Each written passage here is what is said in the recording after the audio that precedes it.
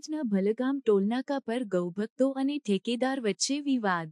Viral થયો હાથાપાઈનો video. કાંકરેજના Bhalgam ટોલનાકા પર ગૌભક્તો અને ટોલનાકાના ઠેકેદાર વચ્ચે ટોલનાકા મામલે વિવાદ થયો હતો. બીમાર ગાય લઈ જવા જતા ગૌભક્તો અને ટોલનાકાના કર્મચારીઓ વચ્ચે તંગદિલી ઊભી થઈ હતી. આ ઘટનામાં હાથાપાઈ પણ થઈ અને ટોલનાકા પર થયેલ બબાલનો વીડિયો સોશિયલ મીડિયા પર વાયરલ થયો છે. આથી ગૌભક્તોમાં ભારે રોષ ફેલાયો છે. કાંકરેજના શિહોરી મામલતદાર કચેરીમાં ગૌભક્તો મોટી સંખ્યામાં એકત્રિત થયા અને ટોલનાકા મામલે વિરોધ વ્યક્ત કરતા રેલી કરવાની મંજૂરી માટે રજૂઆત કરી હતી.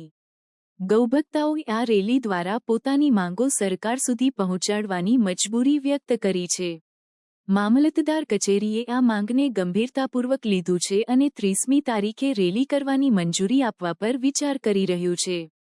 આ ઘટનાથી આ વિસ્તારના લોકોમાં ગૌભક્તાના અધિકારો માટે જાગૃતિ વધી છે. ગાયને લઈને બનાવટી ટોલનાકા કાયદા અથવા વધારાના ખર્ચ સામે લોકોના વિરોધ સ્વરૂપે આ રેલી યોજાવાની તૈયારી છે.